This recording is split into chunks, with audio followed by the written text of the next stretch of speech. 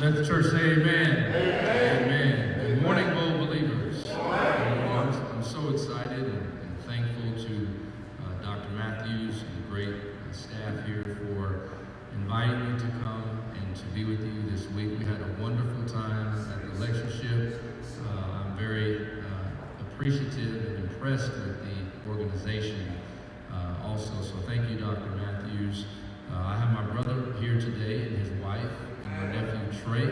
They live here in Dayton. So Brother CJ, thank you for coming out today. I love Bible study. I think this is a great opportunity where we can dialogue back and forth. But this morning I want to try and get through this message. And hopefully if you have a question, please feel free to ask during the class. Turn your Bibles with me to Acts chapter 27.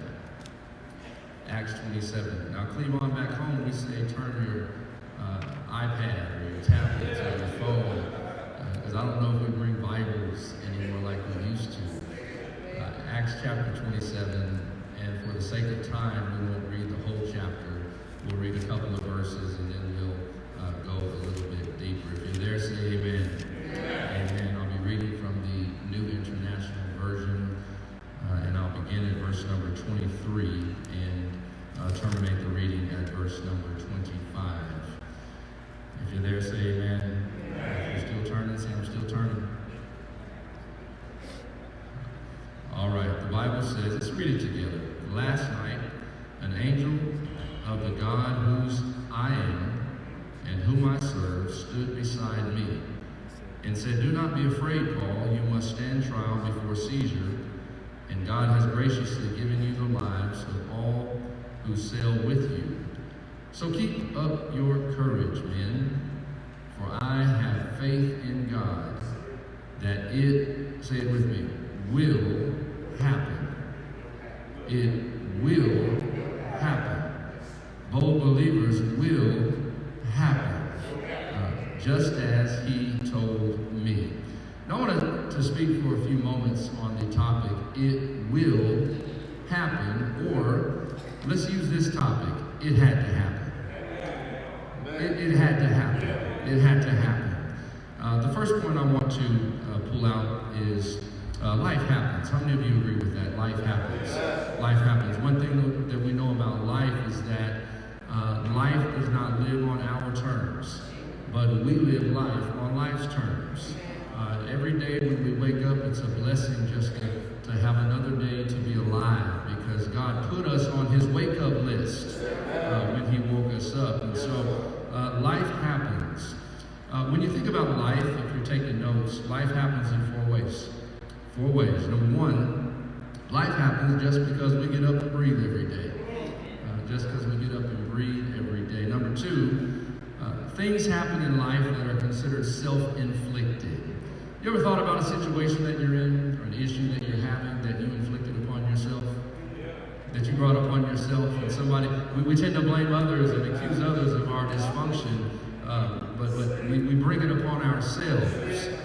Dysfunction breeds dysfunction. A lot of times dysfunction wants to blame function, not realizing that function is also dysfunction. Number three, life happens, and when we look at life, it's also developmental. Everything we do every day is a learning experience.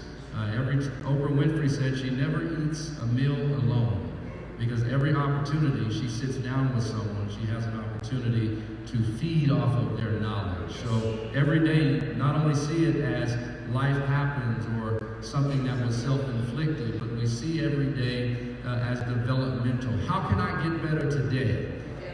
I don't know about you, church, but I've learned just one day at a time. I've stopped focusing on yesterday. I've stopped worrying about tomorrow. Lord, help me to get through today. And not today, but help me to make it from 1 minute to the next. Because you know, Satan's waiting for you when you get out of here. He's waiting for you. He comes to church. Does he come to Bold believers? Amen. And then the last one, life happens because other people drag you into situations. They drag you. So let's go to chapter 27. The Apostle Paul had an it happens moment. Y'all say it happens. It happens. And he was in transition. How many of you are in transition today? You're in transition. God is shifting you. He's getting ready to move you. He's getting ready to take you to a new dimension. And oftentimes, transition is a fearful time because of the fear of the unknown. We get comfortable in the known. And even if the known is not healthy for you, you stay in the known. That's a sermon, Levon. The man who was stuck for 38 years in the known, but that's not in the text. But in transition. So Paul was in transition. He was in transition. And I want to show you the shift that happened with him. Notice that Paul set sail to Rome. He set sail to Rome. He wasn't on the Royal Caribbean. He wasn't on the Disney cruise. He wasn't on the Carnival. But he headed to Rome as an inmate, as a prisoner, someone he was locked up, he was shackled. And when we look at this ship momentarily that he was on, the ship, it represents you and I. And I've learned in life that it's not about the destination, but it's the lessons that we learn along the way. It's the lessons that God teaches us along the journey. Look at verse number 9, if you would, please. Verse number 9. Much time had been lost, and sailing had already become dangerous, because by now it was after the fast. So Paul warned them, "Men, I can see that our voyage is going to be disastrous and bring great loss to ship and cargo, and to our own lives also." But the centurion, instead of listening to what Paul said, followed the advice of the pilot, of the owner of the ship. Now I want you to see what's happening in the text here. Paul is giving them a warning that this is not the way we need to go. Parents, you ever gave your child a warning? You don't need to do this. You think that what you're doing is new, but really there's nothing new under the sun. Everything you've thought about, everything you're thinking about, everything you're about to do, I've already done it times 2, and I'm telling you, you don't need to do this. And they do it anyway, because you tell them don't touch the hot stove. What do? I got 4 of them. They touch the hot stove. So Paul was telling the crew that you guys really don't need to travel, because if you do, we're headed for trouble. But I want to show you 2 things.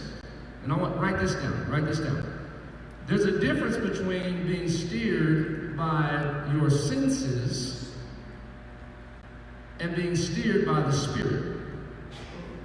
Steered by your senses and steered by the Spirit. What does that mean? Well, when I'm steered by my senses, I'm steered by what I want to do, what works for me, what's going to benefit me.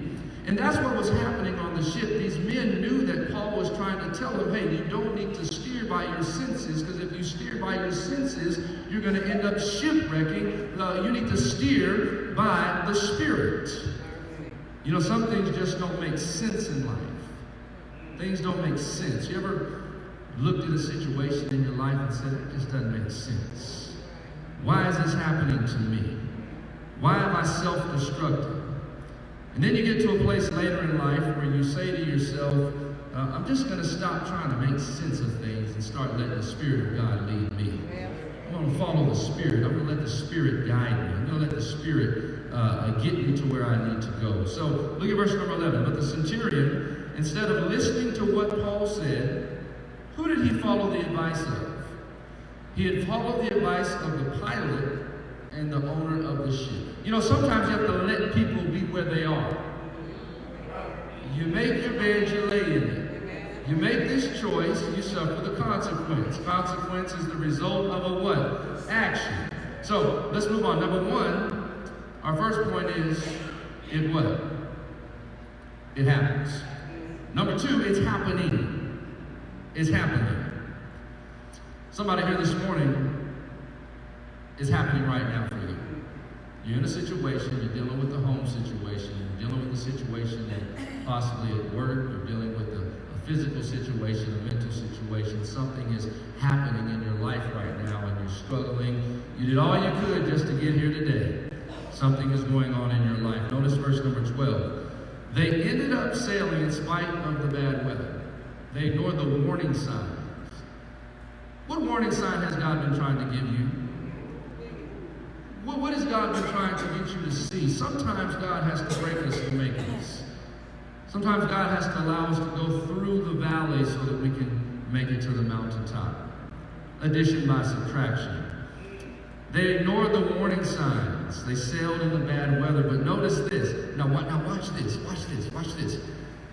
Watch the deceptive calm. This is how Satan works. Paul said, don't do it. They said, we're going to do it anyway. Paul said, don't do it because the storm is coming. They said, we good. We good. Now, at first, the weather was perfect. And I can see those men saying, Mama didn't know what she was talking about. Daddy didn't know what he was talking about. Paul didn't know what he's talking about because the weather was perfect and it appeared to the men that they made the right choice. You ever tried to advise someone and they didn't listen to your advice and in the beginning things were working out for them and they're like, they didn't know what they were talking about and you're just sitting back like, okay, just watching. So they appeared that they made the right choice. And then look at verse 14. Soon after, a great wind, and this was not just a great wind, it was hurricane strength, called the northeaster swept in, and all of a sudden, things started going down. Look at verse 15 through 17, and then we'll make some application. They tried to hold the ship together. The ropes were under the boat. Now this is a sign of desperation. Here they are. The hurricane is now rocking up against the ship. These men are trying to hold the ship together. They're in crisis. They're in a storm. They're in an emergency. They're throwing ropes under the boat. They're desperate. And then the Bible says that they just let the storm drive them. You ever been in a place in life where you just kind of give up hope and you just go with the wind? You just go with the drift. You just stop caring. You don't even care anymore. It's like you care, but you don't care. You're here, but you're not here. You're not living, you're just existing. You're just going whatever way the wind goes. That's what was happening on the ship. They were letting the storm drive them. You know, I think somebody's here today who's really related to this. Somebody's sitting out here, it may just be one person. You're in a place and you're just letting life just drive you. You're not you're home, but you're not home. You're there physically, but you've checked out mentally. You're there mentally, but you've checked out. Maybe you don't even go home anymore. Your job, that one you came and asked us to pray for you for, to the church that needs to pray for me like get this job, and you got the job, and now you're trying to quit the job. So you're just kind of existing. You're just kind of just going through things, and it's desperate. Look at verse 18 and 19. The ship violently beat up. And the second day, the sailors dumped the cargo, and the third day they dumped the tackle. Now this is interesting. Watch this. The first day, they took the rope and did what? They took the rope and they put it under the boat to try to secure the boat. The second day, they started dumping cargo. The third day, they started dumping the tackle. What's that saying? When it rains, it pours. It seems like when things are getting bad, they get worse. Where is the light at the end of the tunnel? Can anybody relate to that today, preacher? There's some times in my life where I thought that things were going to get better, but it seemed like it keeps getting worse and worse and worse. God, when is my situation going to end? And I want you to notice they were in distress. What does distress mean? They were in distress. They had given up hope. They were throwing cargo over the board. Have you ever been in such a place where you were so discouraged and depressed that you started throwing your family overboard? You started throwing your friends overboard. You started throwing all the people that loved you overboard, and the people that loved you the most are the ones you treat the worst. Because when you're in the storm, you're so internally focused. Those who are trying to minister to you, you've isolated them and pushed them out, and you're stuck in this storm all by yourself. Now watch this. Not only were they in distress, but look at verse number 20. I like this. I like this passage. Look at verse 20. No stars or moon. Pitch black for 14 days. So not only were they throwing cargo overboard, not only were they throwing possessions overboard for 3 days, but imagine that it's pitch dark outside. for 14 days. Now that 14 days is symbolic of a lingering issue. Who's got a lingering issue right now? What's that issue you've been dealing with for a long time? You got chronic and you got acute, and the acute issue comes and goes. But a chronic issue is something that you've been dealing with for a long time. Somebody in here today, you're dealing with chronic anger. You're bitter at the world. You're mad. You're upset with people. Bitter. Something happened when you were a child. Something happened that you have not been able to let go. When you see people, it reminds you of something that happened in your childhood. And so you've got somebody else has explosive anger. Somebody just looks at you and you go off. You're not a bold believers. That's back in probably the Houston area. You get crunk when somebody looks at you.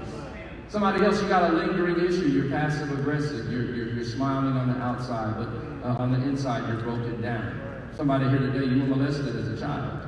You were abused by the person who is supposed to take care of you. The one who is supposed to love you and protect you. They're the ones that violated you. They're the ones that did not keep you safe, and it's still with you today.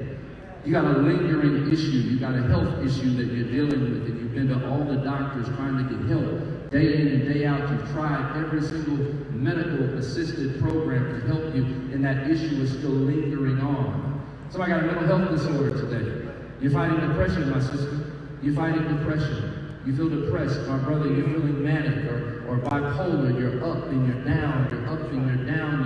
You're schizophrenic, and it's a lingering issue. You've tried everything you can. You've taken medication to stabilize yourself, and the medication is a Band-Aid. It's not a cure, and you're still having bad days. And you come to worship. You come to the house of God, trying to get a word from the Lord to help you. And sometimes it seems like you're just sitting in the pew saying, God, is there anything left from me? Because my issue is lingering and I don't think I can push forward anymore. Sometimes we sit in the pews and we sing and we smile and we shout and we hoot and we holler and we praise God, but deep inside you're battling and your life is deteriorating and you feel like you're just existing in the church and you feel hypocritical because that issue is lingering and it won't seem to go away. It won't go away. It won't go away. And so it was lingering. You know, back in 2005, when I moved to Southern California, I got in a car wreck. I was a preacher. How much time do I have? Time I have. Okay. What time does service start? Okay, so we got some time. Good. 2005, moved to California. 2004. I'm biracial. That means I have two races in me. They say most of us are biracial. You know what they say? That's what I heard. You know, my mother is white, my father is black, and maybe some of you can relate. Maybe our family members that way. And so it really kind of messed me up when I was young. It messed me up because I was never, I was always too light for my black friends. And I was always too black for my white friends.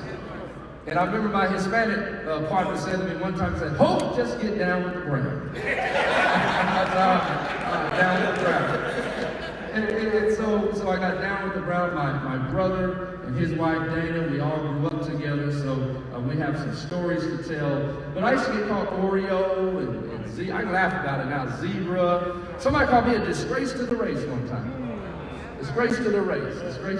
And so growing up, I was always trying to fit in, man. I just wanted somebody to notice me, to recognize me. Hey, do you see me?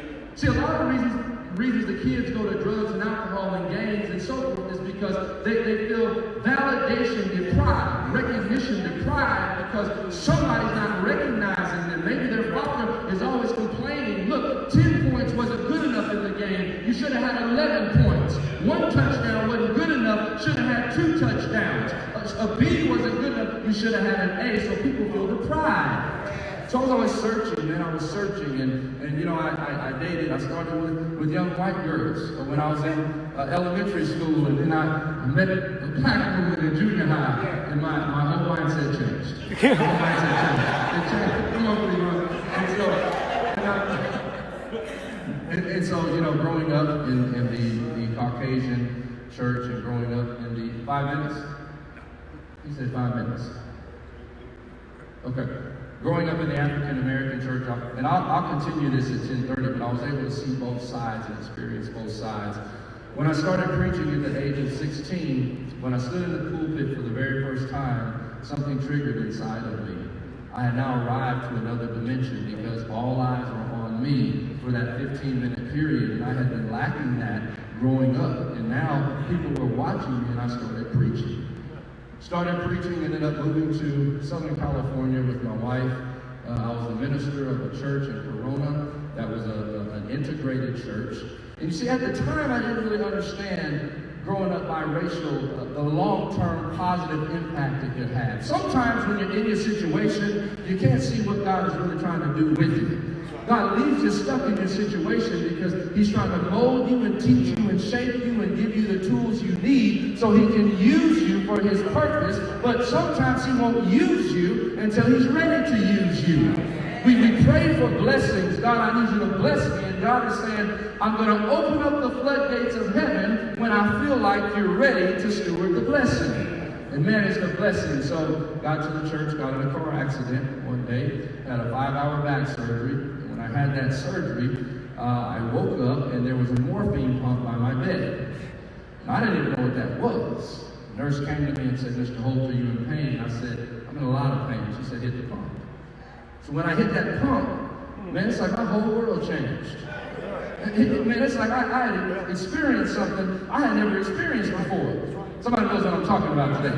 I felt this feeling like I had never felt before. I mean, you could have said anything to me. I mean, I remember I was calling people from the hospital bed the minutes after I had surgery because I was high on something. And I said to the nurse, I said, can I get some more of that stuff? And she said, okay. So I was clicking that pump like every 30 seconds. But she said, Mr. Holt, it only works every 4 to 6 hours. So this triggered a 4-year battle with an opioid use disorder. I was preaching at the time, and I'll just give you an overview and I'll finish this morning. I was preaching at the time and teaching Bible study, ministering in the pulpit, and at that time, see, people use drugs for 4 reasons. Number 1, out of curiosity. Number 2, to feel good. Number 3, to feel better. Number 4, to do better. So I was curious at first, and I started taking these pills to do better. The back pain was gone. And now it became a psychological dependence. I didn't need it to feel euphoric or high anymore. Now I was taking the pills to function. 1 went to 2, 2 went to 3, 3 went to 4. Then I'm taking 5 or 6. I'm chasing that high that I got originally from day 1, and I wasn't able to reach it. And when I wasn't able to get it, my body started withdrawing. Anybody feel me today? I was withdrawing. I was sweating. I was shaking. I was nauseated. I was an angry person. I wasn't a good person until I had the drugs in my system. Man, I would come to church under the influence of the pain medication because I wanted the approval of people. I wanted people to approve of me. So when I got in the pulpit, I had to make sure I was good to go when I stood in front of God's people. I was so cold, man. I had a system. I knew when to use, where to use, how many pills to take, who to take them around. When I had to go to the business meeting with the brothers, I made sure I had some pills in my system. And I didn't want to deal with that. And so, even on the front row, I had them in my pocket. I was slick with it. Nobody knew. I coughed real quick, get them in my system before I hit the pulpit. When I got in the pulpit, I would keep a white cup up there. And there was some purple drink. You ever heard of that before? They call it drink or purple. What else do they call it, brother?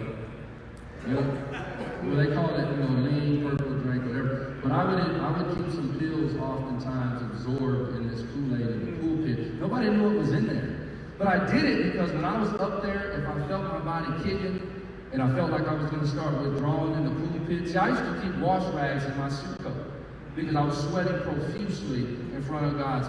There's an old saying, when you think you're looking good, you're looking bad. See, I thought I was fooling everybody. I thought that I had it all under control. I was functioning. I would take a sip from the pulpit. Matter of fact, I used an old tooth injury. And I started doctor shopping. I was going from doctor to doctor, and then they red flagged me. When they red flagged me, then I started buying them off the street.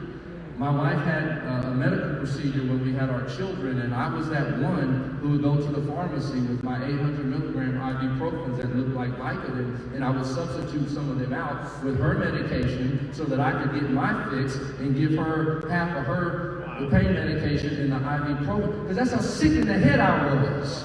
I was up preaching every single Sunday, and I needed to be sitting in the pews having somebody preaching to me.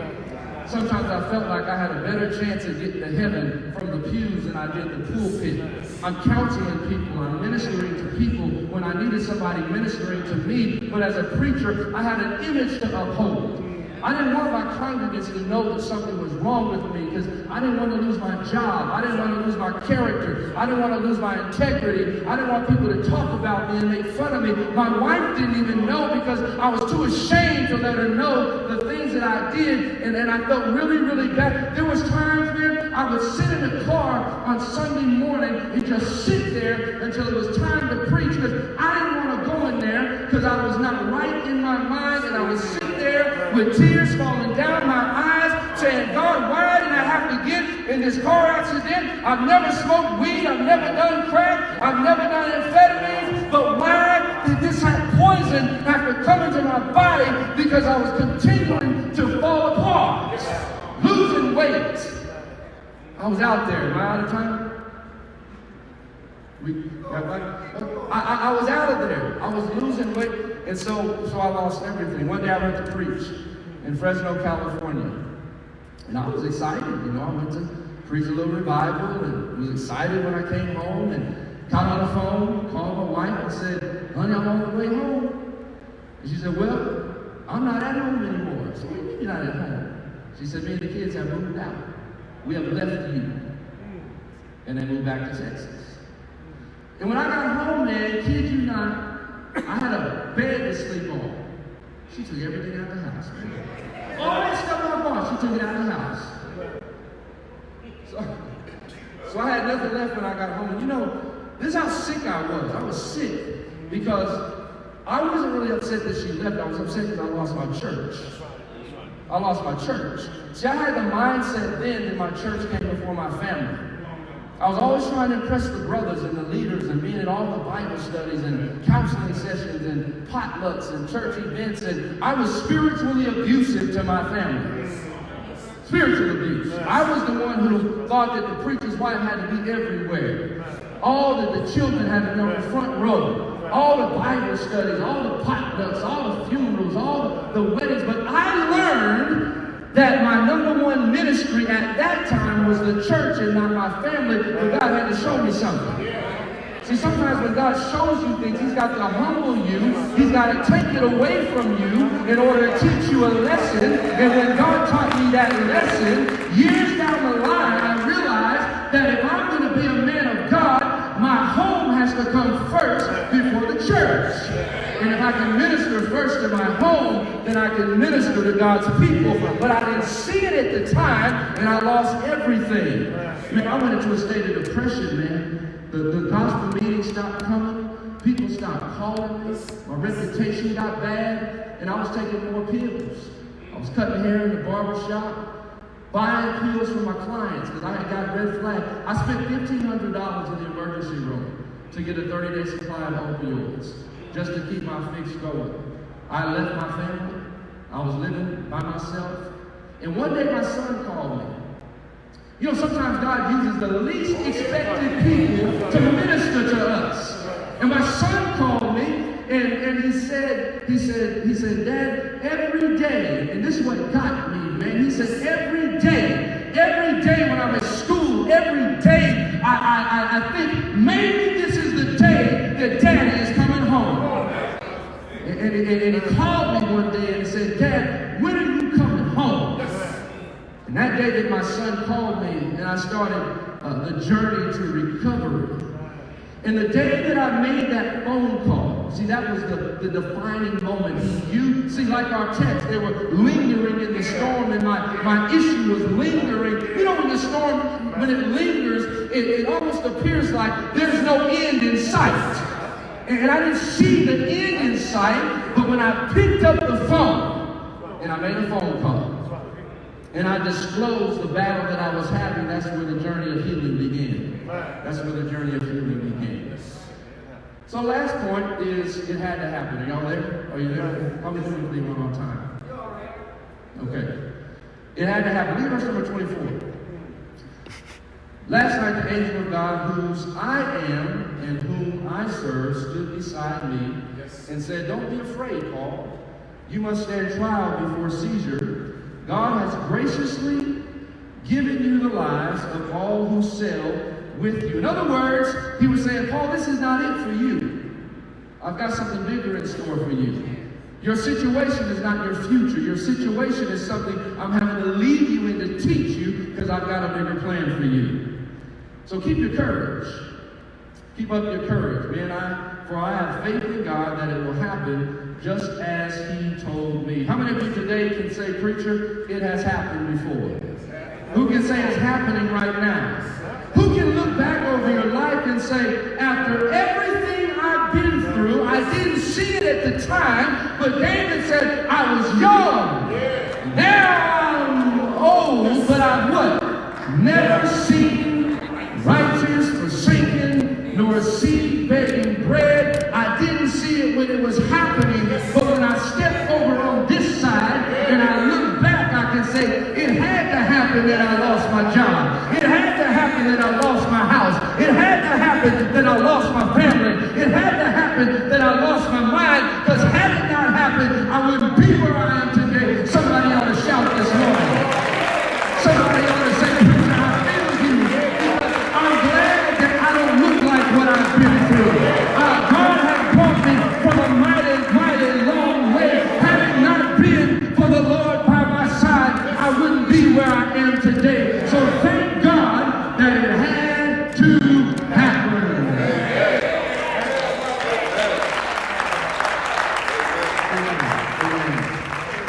I'll be continuing in Acts chapter 28 for the assigned time that was given to me this morning at 10:30. Thank you so much for your participation. You're a wonderful audience this morning. I brought my book today called Preaching Under the Influence, A Minister's Struggle. And it's not the influence of the Holy Spirit, but preaching under the influence of the mind-altering substance. And so I'll be selling the books today. I don't have that many left, but I would love to autograph one for you, take a picture with you. If you know somebody, if you really know somebody who's going through a struggle and a battle, not with just a substance use disorder, but a mental health disorder, an identity crisis, I want you to get that book for them, and I want you to give it to them and let them read that, because it might save their life. God bless you.